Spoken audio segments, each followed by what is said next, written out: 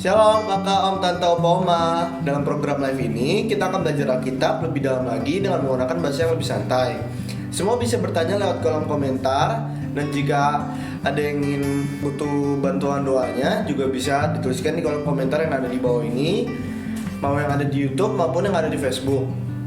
Juga mohon dukungannya dengan like, subscribe, dan tekan tanda loncengnya. Jika ada yang ingin mendukung lewat dana, bisa disebarkan lewat nomor rekening yang tersedia di kolom deskripsi. Dan lebih dari segalanya, dukungan doanya ya, agar program ini bisa menjadi berkat bagi banyak orang dan akhirnya menyenangkan hati Tuhan. Oh iya, acara ini akan menemani kita semua di setiap malamnya ya. Selamat mengikuti, Tuhan Yesus memberkati. Tuhan, ini tugas kami.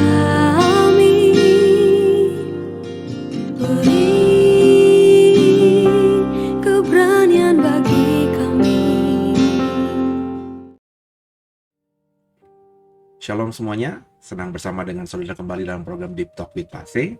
Kita akan lanjutkan surat Timotius ini, saudara. Kita coba selesaikan ya.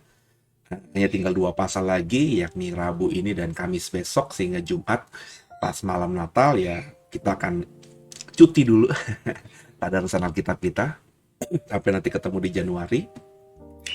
Dan kenapa gitu? Karena nanti setiap malam akan ada program sharing firman Tuhan dari rekan-rekan pelayan Tuhan dari The Way sampai nanti sekitar tahun baru ya. Jadi mungkin kita akan mulai lagi tadarusan Alkitab kita di tanggal 3 Januari dan seterusnya gitu ya saudara. Tapi sampai nanti dari Jumat sampai 2 Januari ya kita akan coba isi setiap malam dengan program-program yang lainnya ya.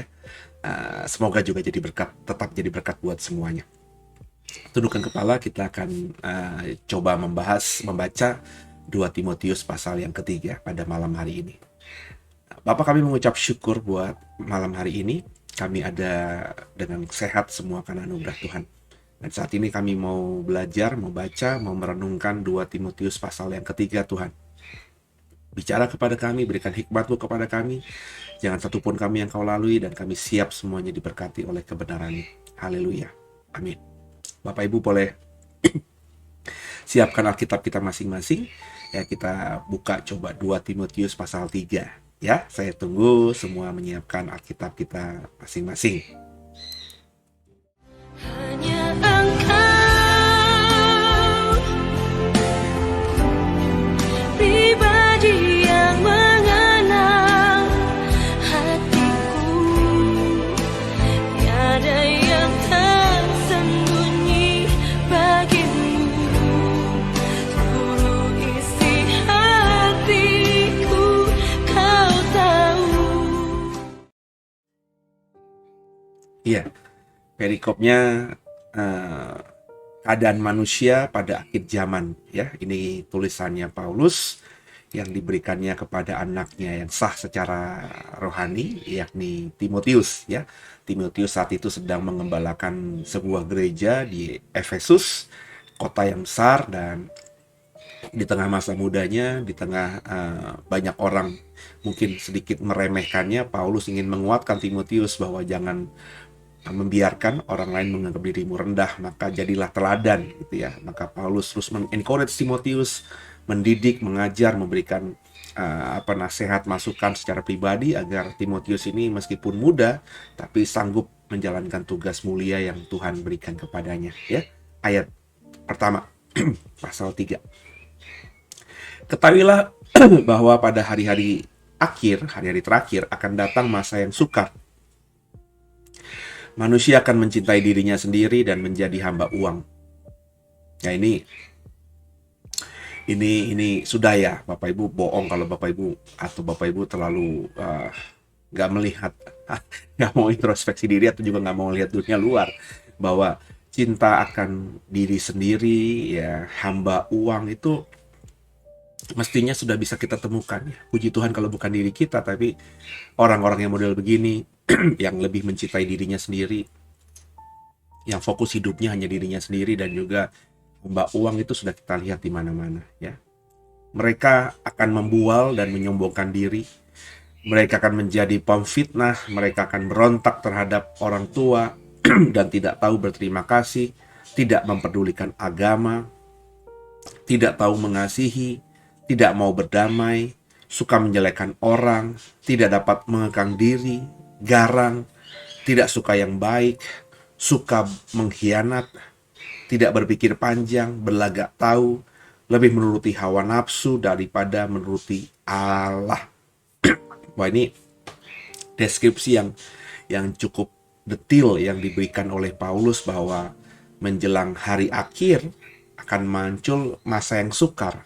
Dan kalau kita membaca tulisannya Paulus, masa yang sukar itu bukan karena alam, bukan karena bencana alam atau faktor yang di luar, gitu ya, dari semesta, bukan, tapi dari diri sendiri, dari manusia itu sendiri.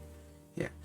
Kalau saya termasuk yang benar-benar sekarang ini punya pemahaman bahwa seberat apapun masalah yang akan ditimbulkan oleh alam atau oleh semesta, manusia itu sudah punya kelebihan yang daripada Tuhan, sehingga manusia itu pasti bisa beradaptasi, dan juga manusia bisa untuk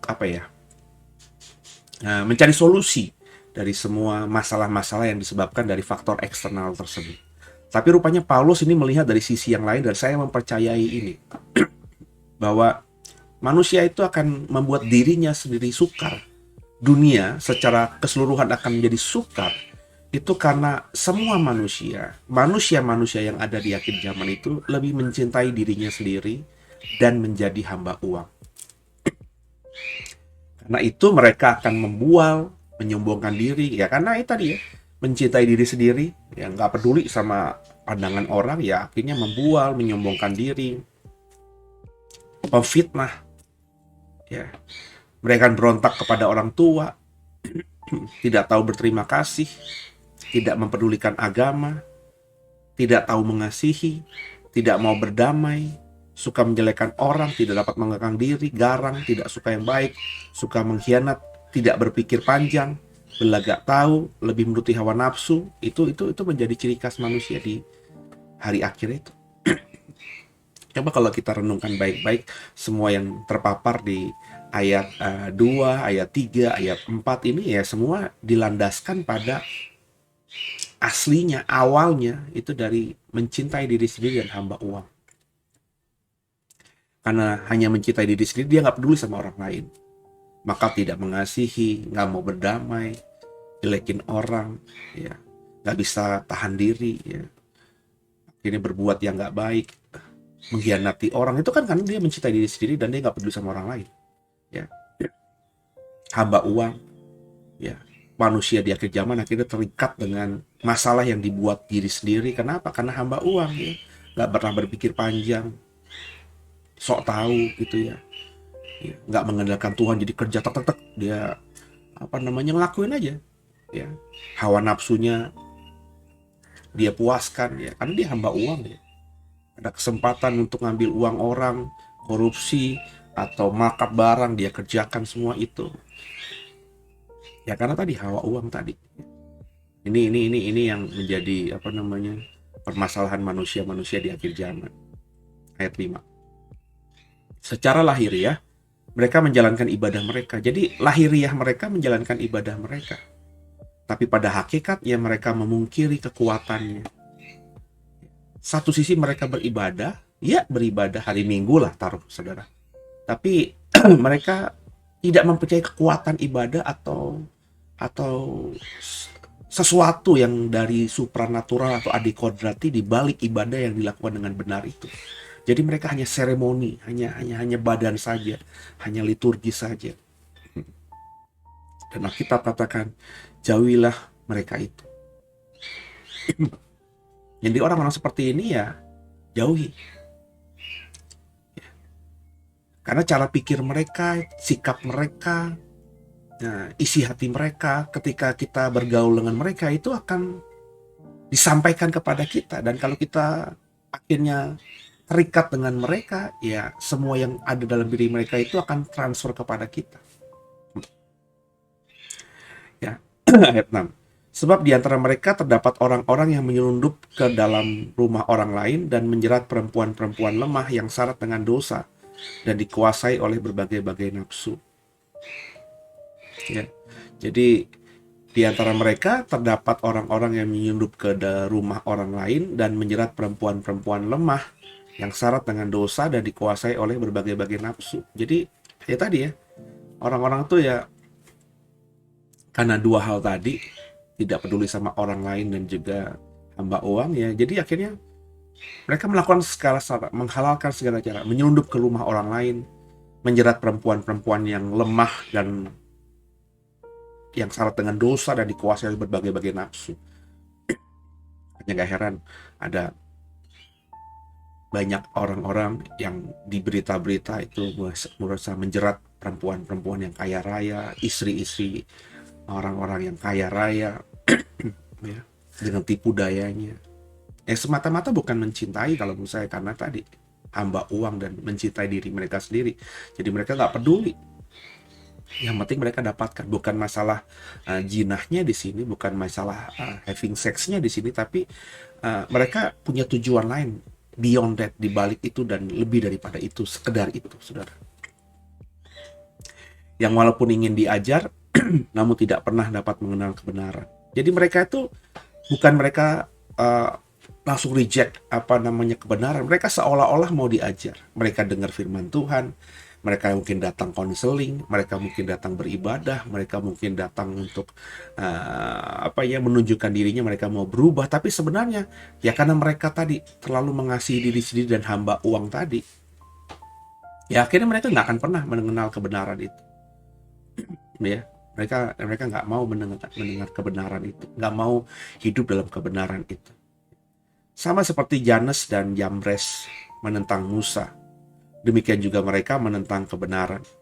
Akal mereka bobrok dan iman mereka tidak tahan uji. Ya, ini Yanes dan Yambres, Bapak Ibu bisa dapat ceritanya ketika mereka mengajak orang Israel untuk berontak gitu ya, pada Musa, ya. Mereka dengan tadi ya terlalu mencintai diri sendiri dan ya hamba uang. Mungkin mereka di Mesir mereka menjadi salah satu penatua atau orang-orang Israel yang dituakan di sana.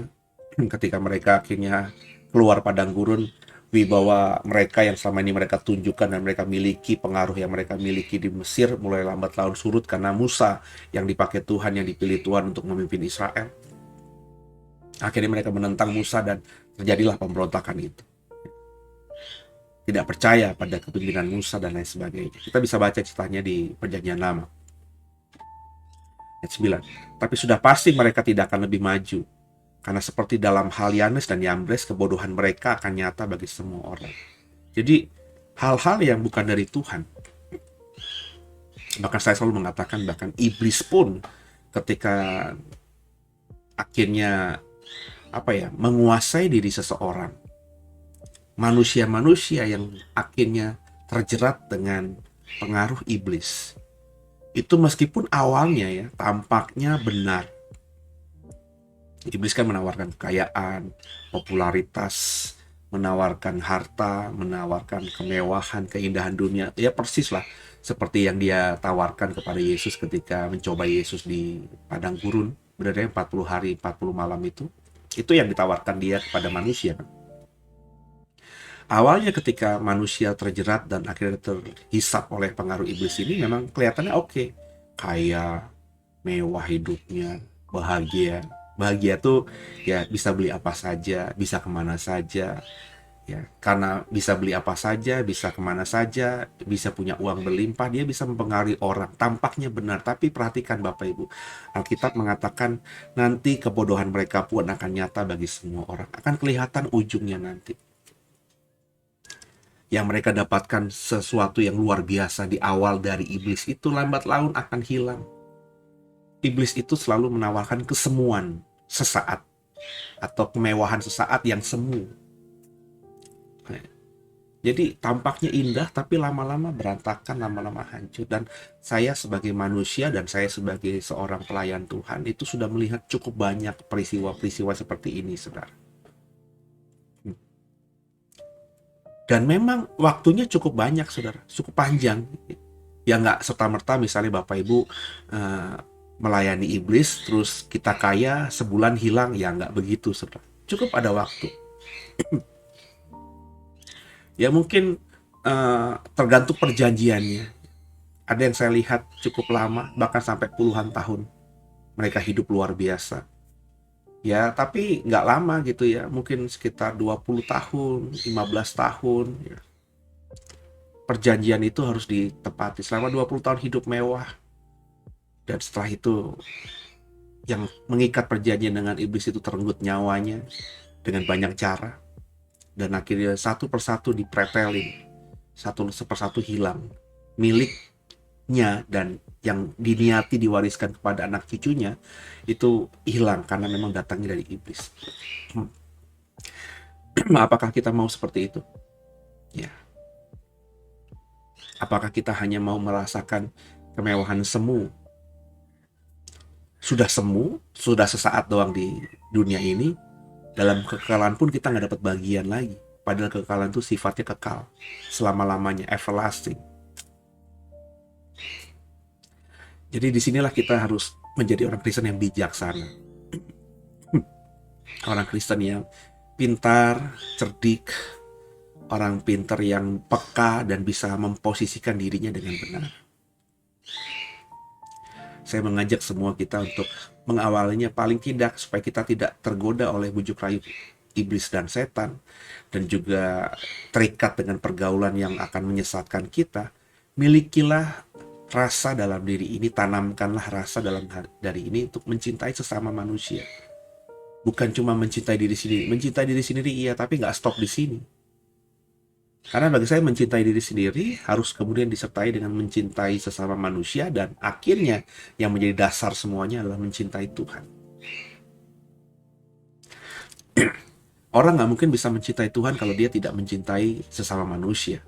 Bagaimana mungkin bisa mencintai Tuhan sesama manusia yang dilihat mata saja tidak bisa dicintai?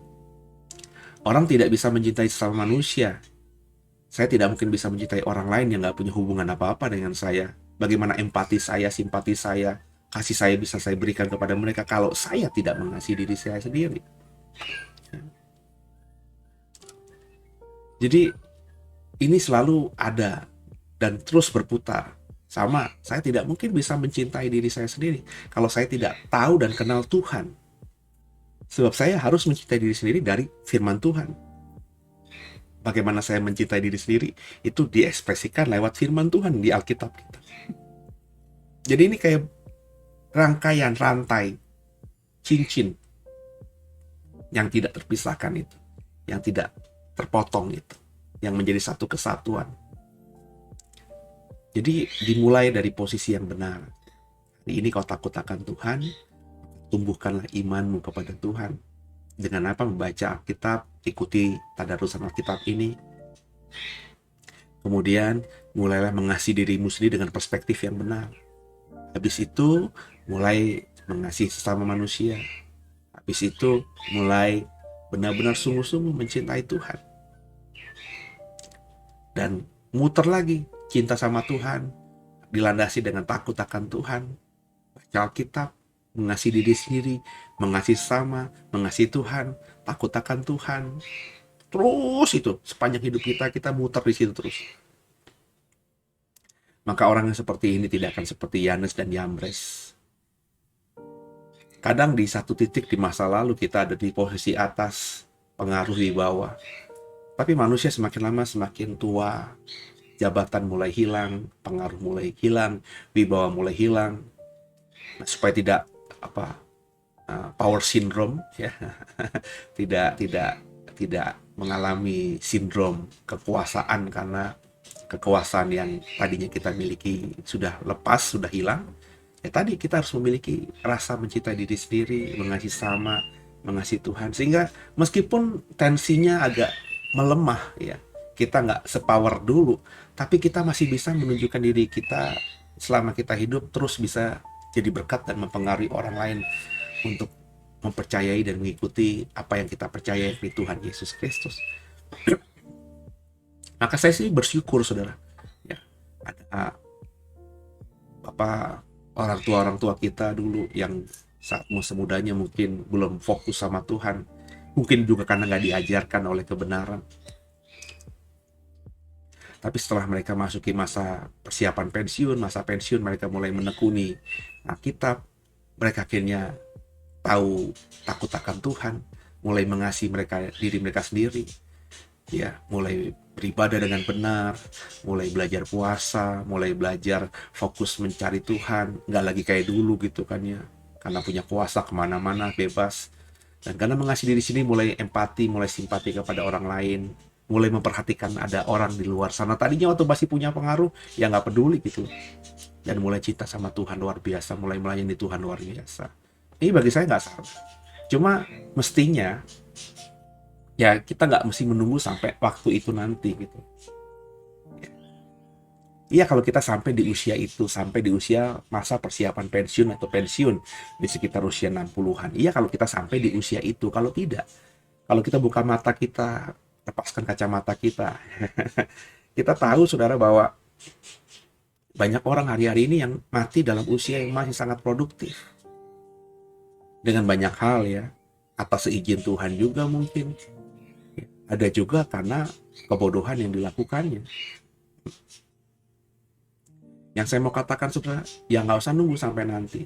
Hari ini mulailah ya menjadi orang-orang Kristen yang mulai mengasihi diri sendiri dan bukan saja mencintai diri sendiri, tapi juga diekspresikan kemudian lanjut. Jangan berhenti di sini. Kalau berhenti di hanya mengasihi diri sendiri, akhirnya kedagingan, akhirnya duniawi yang kita nikmati, yang kita berusaha gapai. Tapi mencintai diri sendiri itu hanya step awal untuk bisa mengasihi sama manusia, dan itu hanya step awal untuk benar-benar bisa mencintai Tuhan ya. Dan tentu jangan jadi hamba uang, jadilah hamba Tuhan. Kalau sudah mencintai Tuhan, maka pasti akan jadi hamba Tuhan. Hamba Tuhan pasti dilandasi takut akan Tuhan. Takut akan Tuhan bisa kau miliki kalau kau bisa atau mau membaca firman Tuhan siang dan malam, karena iman yang timbul yang membuatmu takut akan Tuhan tuh hanya bisa kau dapatkan dari pembacaan firman Tuhan atau pendengaran akan firman Kristus. Baca Alkitab baik-baik. Ya, lanjut saudara ya. Perikop berikutnya, iman bertumbuh dalam penganiayaan dan dalam pembacaan kitab suci. Perhatikan baik-baik. Tapi engkau telah mengikuti ajaranku, cara hidupku, pendirianku, imanku, kesabaranku, kasihku, ketekunanku. Engkau telah ikut menderita penganiayaan dan sengsara seperti yang telah kuderita di Antiokhia dan di Ikonium dan di Listra. Semua penganiayaan itu kuderita dan Tuhan telah melepaskan aku daripadanya. Memang setiap orang yang mau hidup beribadah di dalam Kristus Yesus akan menderita aniaya. Sedangkan orang jahat dan penipu akan bertambah jahat. Mereka menyesatkan dan disesatkan. Ya, jadi Paulus di sini menceritakan tentang penganiayaan sengsara karena imannya kepada Tuhan yang dia alami di Antiokhia, di Ikonium, di Listra. Semua itu tentu dipahami oleh jemaat di Efesus karena wilayah-wilayah itu juga berada di dalam wilayah Asia kecil yang gak jauh dari Efesus. Jadi pasti didengar oleh jemaat di Efesus, dipahami oleh Timotius dan juga jemaat-jemaat tempat dia mengembalakan di Efesus. Orang yang mau melayani Tuhan, yang mau hidup beribadah dalam Kristus Yesus, pasti akan menderita aniaya. Ya, tapi menderita aniaya ini bukan dibuat-buat gitu saudara. Saya sedih kalau ngomong ini, pasti baliknya ke situ lagi karena saya sedih gitu ya. Melihat banyak orang yang melayani Tuhan tapi nggak berhikmat gitu. Ya kita sebel gitu misalnya. Ini udah pernah saya ucapkan ya, sudah pernah saya katakan di dalam program-program sebelumnya. Kita sebel gitu misalnya kalau ada orang yang bukan Kristen yang jelek-jelekin Kristen, yang jelek-jelekin Tuhan kita. Ya dalam hati kita meskipun kita sadus mengampuni mereka ya tersayat-sayat lah, tersakiti lah, terlukai lah. Kok gitu ya dia nyampein agamanya ke umatnya, kok jelek-jelekin Kristen ya apa urusannya, ya udahlah. Ya, ngomongin aja agamamu, nggak usah nyentuh-nyentuh Yesus. Ya, sok tahu lagi soal Yesus, menjelekkan Alkitab kita. Katanya Yesus itu nabi mereka juga, tapi kok dijelek-jelekan seperti itu? Bukankah di ajaran agama mereka nabi itu harus dimuliakan? Kadang-kadang kan kita seperti itu ya, sakit ya. Tapi kalau mau jujur Bapak Ibu, kalau mau jujur, kita juga yang ketika agama kita, yang ketika Tuhan kita, iman kita dilecehkan oleh orang lain, kita tersakiti, kita menikmati loh. Kita menikmati jika ada orang yang ada di mimbar gereja, yang pakai baju pendeta, baju pengkhotbah, yang mengkhotbahkan sesuatu dengan ilustrasi-ilustrasi cerita, dengan kesaksian-kesaksian hidupnya yang menjelekkan agama lain, yang notabene mungkin dulu agama dia. Ya kan, kalau kita di mimbar itu seneng banget gitu, ngomongin iman dan kepercayaan orang lain, juga melecehkan sebenarnya. Pakai ayat-ayat lain lah, ayat-ayat dari kitab suci agama lain yang kita kutip, terus kita tafsirkan dan kita lecehkan dalam artian, ya memang kita tidak mengimani kitab suci mereka adalah kitab suci. Kita tidak mengimani kitab suci mereka sebagai kebenaran. Iya, tapi kan nggak perlu harus memakai ayat-ayat yang memang sebenarnya kita tidak imani kan, tapi kenapa dipakai di gereja gitu, dipakai di mimbar gitu. Dan kita orang Kristen, orang awam itu senang ketika ada pendeta yang memakai ayat-ayat kitab suci lain yang mendukung bahwa Kristen benar dan agama itu salah, agama yang lain itu salah. Kok kita senang dengan hal kayak gitu? Bukankah apa yang kita senangi itu kalau didengar oleh saudara kita yang tidak Kristen, ya itu kan menyakitkan hati mereka juga. Sama seperti kita yang tersakiti ketika Yesus kita dijelek-jelekan oleh mereka. Sama seperti kita sakit ketika Alkitab kita ayat-ayatnya ditafsirkan semaunya sendiri. Kita mau orang lain tidak menyakiti kita, tapi kita secara tidak langsung menyakiti hati orang lain juga dengan menyukai pengajaran-pengajaran model begini. Nah, kalau orang seperti ini, saudara, akhirnya dijerat oleh undang-undang ITE, juga undang-undang pelecehan agama, terus masuk penjara. Ya sudah sewajarnya dong, kalau menurut saya. Sudah sewajarnya, saudara. Karena di negara ini ada undang-undang. Di negara ini bukan cuma Kristen, di negara ini ada banyak agama yang menurut undang-undang dasar harus dituntut aturannya, hidup saling menghargai, menghormati. Ya lepas karena kita minoritas, kita mengalami tekanan-tekanan, kita tidak diberikan keleluasan seperti yang mayoritas. Ya memang itu udah kita terima aja, itu anggap aja salib yang harus kita pikul. Sambil kita terus mengandalkan Tuhan. Ya kita suarakanlah, kita menuntut kesamaan perlakuan oleh pemerintah, nggak apa-apa. Ketika kita punya rekan-rekan seiman, gerejanya ditutup semena-mena, ya gerejanya dibom, ya kita suarakan itu sebagai suara kenabian bahwa ya di negara yang katanya Pancasila, berundang-undang dasar 45 ini mestinya ya harus pemerintah ikut ambil bagian menaungi kami-kami yang minoritas yang mau beribadah. Itu bisa kita suarakan. Memang itu seharusnya undang-undang dasar berkata demikian. Tapi tidak dengan maksud kita juga menjelekkan agama lain. Jadi ada firman Tuhan, apa yang ingin orang lain lakukan kepada kita, lakukanlah terlebih dahulu. Maka kayak kemarin beberapa bulan lalu ada katanya, saya nggak tahu itu pendeta atau bukan ya.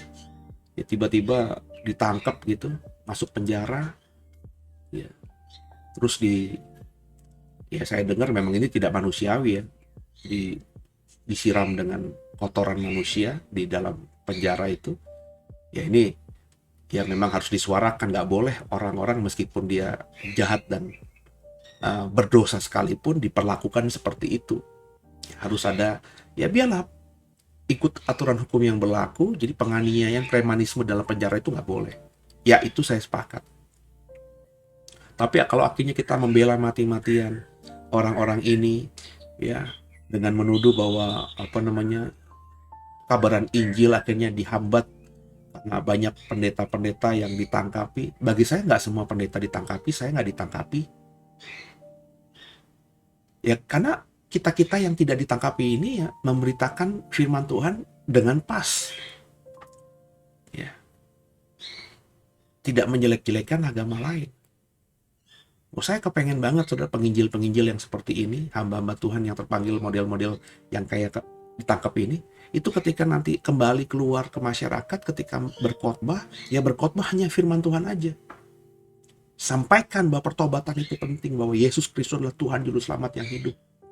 Nggak ada jalan lain surga selain kepada Yesus. Itu Alkitab beritakan itu tanpa harus menyindir, tanpa harus menyerang, tanpa harus memakai ayat-ayat suci, tanda kutip ya, yang diimani oleh orang lain yang bukan ayat-ayat suci kita. Masakan kita mengabarkan Injil, tapi isi pekabaran Injil yang kita beritakan itu mengutip ayat-ayat dari kitab suci lain. Ini aja nggak masuk akal saya, saudara. Ya. Jadi saya sih, kalau saudara ya suka yang model-model begitu, coba berpikir lagi, saudara. Kalau ditanyakan apakah Pase nggak tahu ayat-ayat suci dari agama lain yang lemah yang bisa kita pakai untuk menyerang? Oh saya tahu Pak, saya sempat belajar itu di periode sekitar akhir 90-an. Saya masih ingat benar ada hamba Tuhan namanya Dr. Suryadi ya. Itu yang persekutuan doanya ada di wilayah sekitar Proklamasi Jalan Proklamasi Jakarta. Saya sempat mengikuti ya. Saya pernah sekali dua kali ikut ibadahnya, dan saya juga mengupdate pengajarannya lewat kaset-kaset. Zaman dulu ada kaset. Jadi kalau saya pergi ke BPK Gunung Mulia, saya pergi ke toko buku Immanuel, itu saya cari kaset-kaset khotbahnya beliau ini ya, saya dengerin. Jadi saya sedikit banyak traktat-traktatnya. Itu dulu mereka punya traktat-traktat gitu ya, disebar-sebar, dan itu saya koleksi. Itu saya belum sekolah tinggi teologi ya, masih orang Kristen biasa yang tergelitik dengan pengajaran-pengajaran yang seperti itu, yang dulu saya anggap itu paling benar. So saya sudah mencatat ayat-ayat kitab suci lain yang lemah-lemah ya, Saya tidak bisa berbahasa Arab gitu ya, tapi terjemahan Indonesianya saya sedikit hafal. Tapi ketika saya akhirnya terpanggil melayani Tuhan, mempersiapkan diri, diajar oleh dosen-dosen saya, belajar kepada Tuhan sendiri, saya akhirnya berada dalam posisi ya, kalau mau memberitakan tentang Yesus saya ya, sumbernya hanya Alkitab.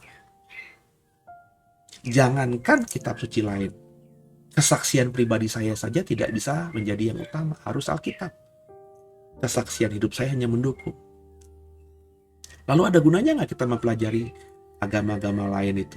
Boleh, saya belajar itu di STT, di kurikulum yang sekarang tidak ada, tapi di zaman saya dulu kuliah ada tuh. Agama Hindu-Buddha, agama-agama suku, agama Islamologi, Islam itu ya. Itu kita belajar Islam bahkan 4 SKS di S1 saya, saudara. Hindu-Buddha 2 SKS. Agama-agama suku 2 SKS atau 4 SKS, saudara. Animisme, dinamisme, semua agama-agama yang mengarahkan dirinya pada alam itu ya, kita pelajari saat itu. Ada kurikulumnya. Sekarang ya, karena saya juga membuka kelas dengan kerjasama dengan sebuah STT, saya lihat kok di kurikulum penyebarannya nggak ada itu. Apa mungkin sudah berubah, saya nggak tahu. Tapi yang saya pelajari, yang saya temukan ya hanya untuk diri saya sendiri. Semata-mata saya akhirnya sebagai seorang pengkhotbah yakin bahwa benar-benar bahwa Alkitab itu benar, dan saya ketika nanti mengalami pertanyaan, diajak diskusi soal apapun juga ya, saya tahu lah, saya bisa membentengi diri. Saya tidak akan memakai ayat-ayat agama lain, tapi saya tahu bahwa yang saya pegang, yang saya imani ini adalah yang paling benar. Seperti saya mengajarkan, apakah saya tidak membaca kitab Deuterokanonikanya Katolik, yakni kitab-kitab yang ada di antara Perjanjian Lama dengan Perjanjian Baru, Tobit, Makabe, gitu kan? Kalau saya bilang saya baca, saya bahkan mengajarkan zaman intertestamental ya, zaman antar perjanjian di dalam banyak kelas di STTK atau di sekolah Alkitab kah gitu ya, saudara. Saya menguasai itu 400 tahun yang dikatakan zaman di mana Tuhan berdiam terhadap Israel, nggak ada nabi yang muncul antara Maliaki dengan Yohanes Pembaptis. Dan itu kan ada tercover ceritanya di Deuterokanonikanya Katolik ya. Kitab Makabe kan di situ. Makabe kan terjadi di antara peristiwa antara PL dengan PB ya. Saya membaca itu semuanya. Tapi pernahkah saudara mendengarkan saya mengajarkan? Di Tobit misalnya ada malaikat penjaga manusia ya, namanya Rafael ya, Uriel ya. Tapi apakah nama-nama itu pernah saya sebutkan? Bapak Ibu coba cek lagi, saya pernah ngomong soal malaikat-malaikat. Yang saya sebut hanya Gabriel dan Mikael, semata-mata karena memang itu yang ada di Alkitab saya. Tapi saya bilang, apakah tidak ada nama malaikat lain atau tidak ada figur malaikat lain di dalam sorga yang Tuhan ciptakan? Saya bilang ada. Namanya apa ya saya nggak tahu. Saya sebut di Deuterokanonika ada Rafael, ada Uriel. Tapi apakah itu yang benar? Ya karena itu bukan kita anggap sebagai firman Tuhan. Ya, saya tidak akan mengajarkan hal itu. Tapi nama-nama lain selain Mikael dan Gabriel pasti ada. Ya nanti saya bilang sabar. Dan itu bukan sesuatu yang prinsip bagi saya. Nanti ketika kita mengerjakan yang prinsip, apa itu? Percaya kepada Yesus sebagai Tuhan Juru Selamat, hidup menyenangkan Dia, hidup sesuai arahan dan aturan Dia, menjauhi segala larangannya, menjadi orang Kristen yang berdampak bagi dunia, jadi terang, jadi garam. Selesai semua kita di dunia ini, kita akan ke surga dan kita akan ketemu bukan cuma Gabriel, bukan cuma Mikael. Saya bilang, kita akan ketemu semua malaikat dan kita akhirnya akan tahu bahwa malaikat-malaikat itu punya nama. Ya sabar aja dulu. Alkitab nggak nulis ya, karena berarti menurut Alkitab, menurut Tuhan yang mengizinkan penulis Alkitab itu menuliskan kitab sucinya dan akhirnya menjadi kitab suci kita di 2021 akhir ini. Dengan tidak dituliskan nama-nama lainnya, bagi Tuhan mungkin tidak penting itu. Yang sama saudara, ya. Itu nggak pernah saya kutip sama sekali. Saya pengajar soal akhir zaman.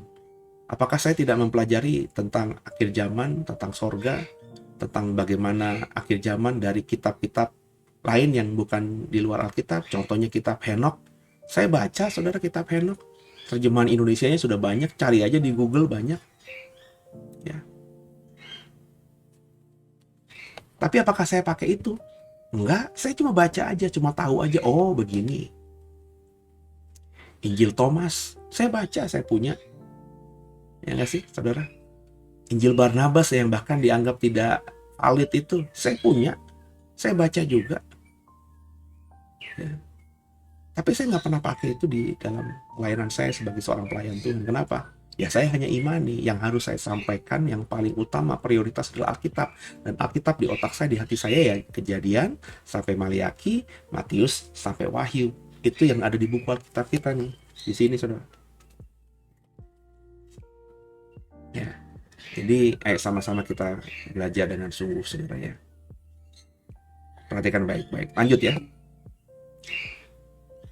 Ayat yang ke-14. Tapi hendaklah engkau tetap berpegang pada kebenaran yang telah engkau terima dan yang engkau yakini, dengan selalu mengingat orang yang telah mengajarkannya kepadamu.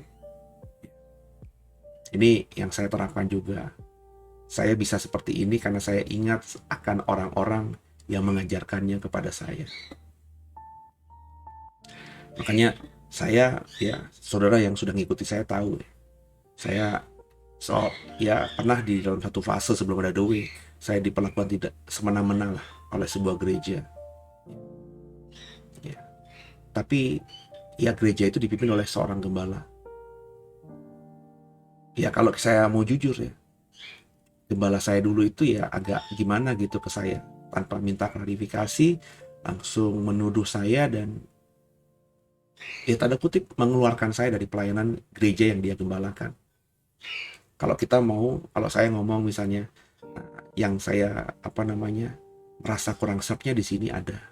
Tapi lebih daripada itu semuanya, saya hutang budi saudara pada gembala saya tersebut.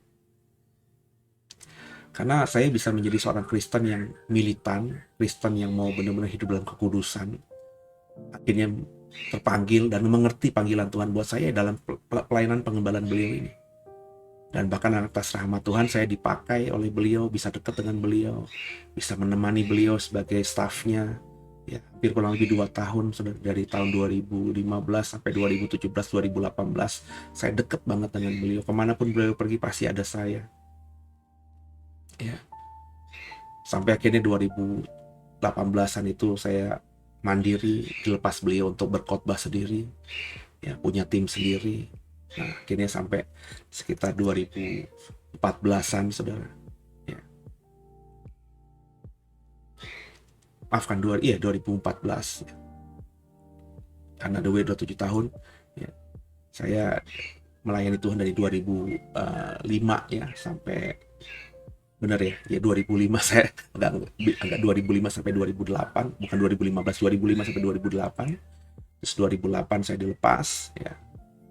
Saya berkhotbah sampai 2014 dan baru terjadi peristiwa itu tadi 2014 saya akhirnya dikeluarkan gereja tersebut dan akhirnya berdoa sama Tuhan dan mulai merintis The Way 2014 sampai 2021 ini, kurang lebih 7 tahun lebih, udah mau tahun ke-8 nanti tahun 2022. Tapi ya saya masih ingat gitu. Makanya Bapak Ibu nggak pernah dapat tensi yang jelek-jelek ya terhadap gereja lama saya, bahkan juga pada gembala saya. Kenapa? Saya masih mengingat kalau nggak ada dia, ya Tuhan bisa pakai orang lain untuk memanggil saya, tapi dalam faktanya, dalam sejarah hidup saya, beliaulah yang dipakai Tuhan.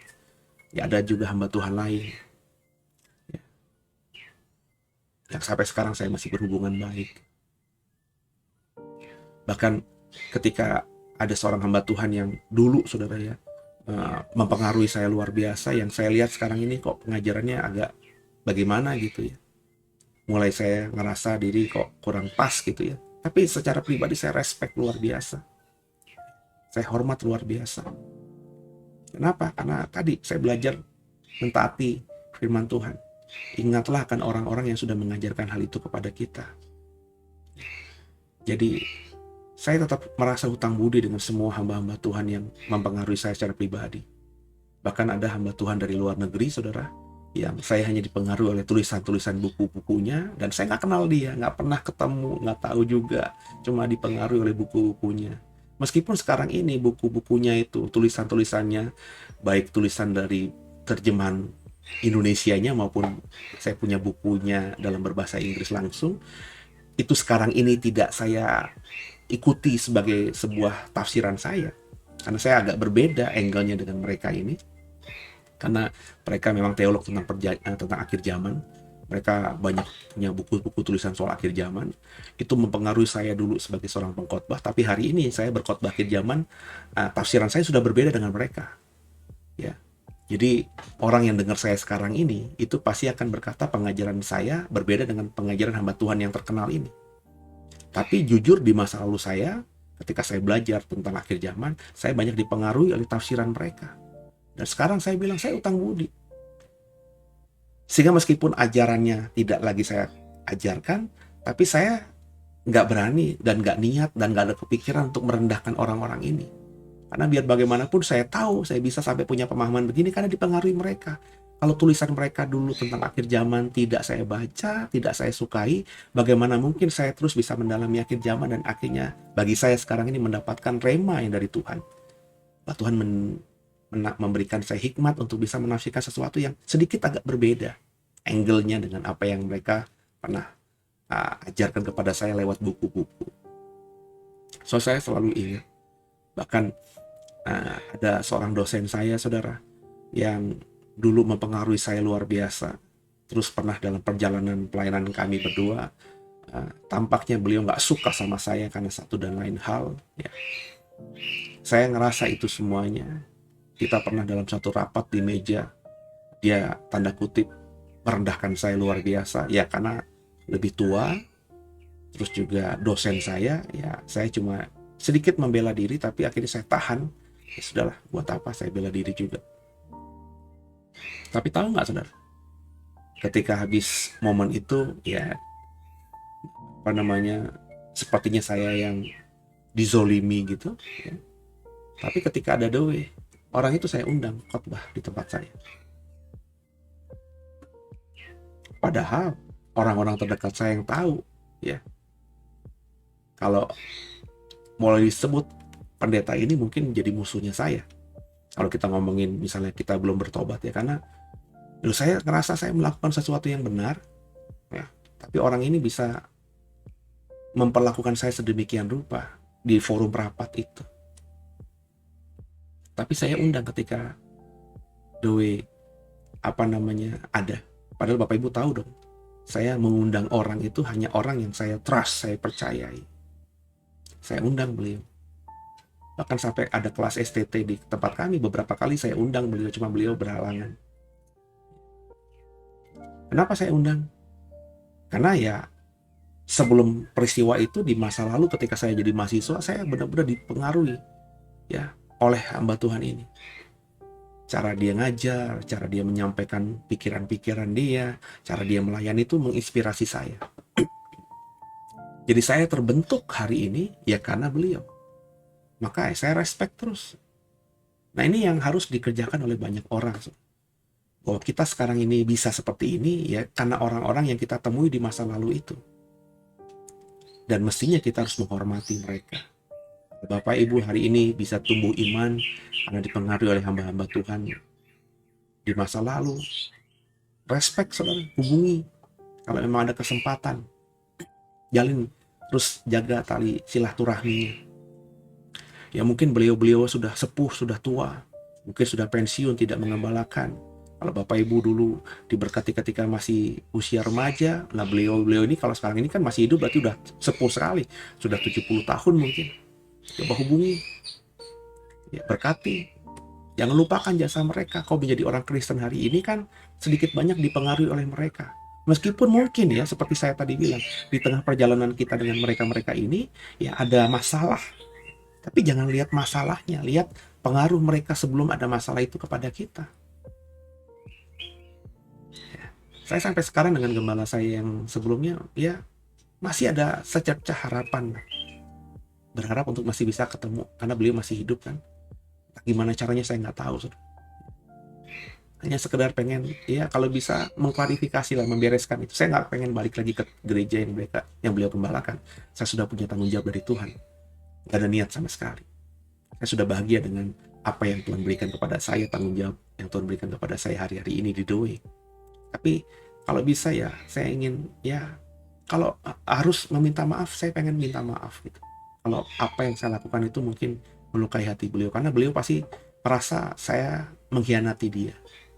Padahal kalau mau jujur, saya berani yakin orang-orang tertentulah yang berpolitik yang membuat akhirnya tercipta dalam benak beliau itu, wah saya mengkhianati. Padahal nggak mungkin, saya orangnya dia.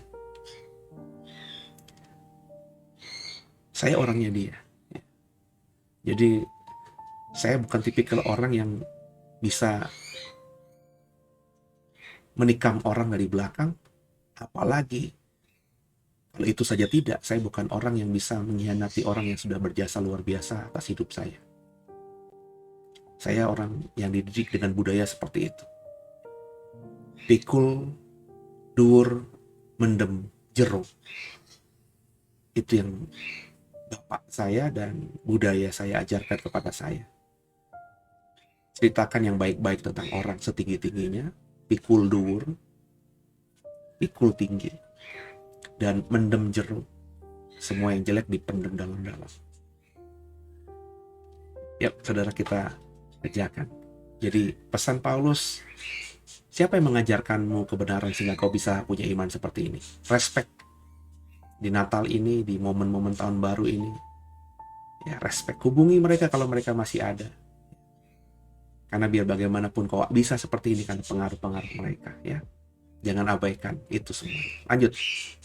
Ayat 15. Ingatlah juga bahwa dari kecil engkau sudah mengenal kitab suci yang dapat memberi hikmat kepadamu dan menuntun engkau kepada keselamatan oleh iman kepada Yesus Kristus. Segala tulisan yang diilhamkan Allah memang bermanfaat untuk mengajar, untuk menyatakan kesalahan, untuk memperbaiki kelakuan, dan untuk mendidik orang dalam kebenaran.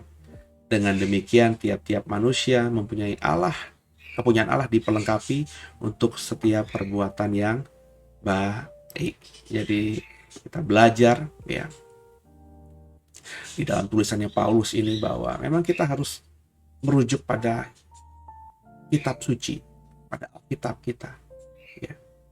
Karena Alkitab inilah yang memberi kita hikmat yang menuntun kita pada keselamatan. Alkitab ini yang membuat iman kita bertumbuh. Segala tulisan yang diilhamkan Allah memang bermanfaat untuk mengajar, untuk menyatakan kesalahan, untuk memperbaiki kelakuan, untuk mendidik orang dalam kebenaran. Dan inilah yang harus menjadi ciri khas setiap kita orang percaya.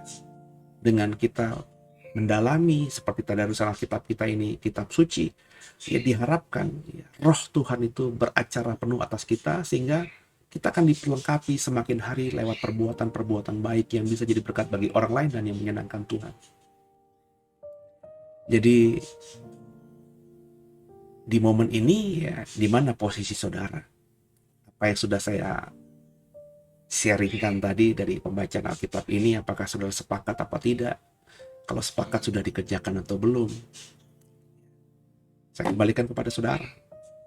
Ya, program ini biarlah saudara yang mencari tahu journey-mu, perjalananmu bersama dengan Tuhan ke depan seperti apa. Maka kalau kau ingin lebih menyenangkan Tuhan, bertobat, hidup benar, maka Tuhan akan pulihkan kita semuanya. Tuhan gak mungkin tinggalkan kita. Banggaku punya Bapa sepertimu yang tak pernah meninggalkanku. Ya, senang bersama dengan saudara di penghujung pada kesalahan kita ini masih bersama dengan saya. Dan kita akan akhiri pada malam hari ini. Berharap sungguh semua diberkati dan bisa terus hidup dalam kebenaran Tuhan. Tundukkan kepala, kita doa. Makasih Tuhan buat malam hari ini kami sudah selesaikan 2 Timotius pasal yang ketiga. Terima kasih Tuhan Yesus, mampukan kami jadi pelaku firman. Ampuni salah dosa kami. Yesus Kristus adalah Tuhan Juru Selamat kami yang hidup. Dan ke dalam tangan-Mu lah kami serahkan tubuh, jiwa, dan roh kami. Haleluya. Amin. Kasih Tuhan. Selamat malam. Ya, saya doa saudara sehat senantiasa. Di minggu ini kita mau masuk minggu Paskah, minggu Natal. Sehat, damai sejahtera, sukacita, dan semoga di Natal 2021 ini semua kita dalam limpah berkat Tuhan yang luar biasa. Haleluya. Amin. Tuhan berkati semuanya. Selamat malam.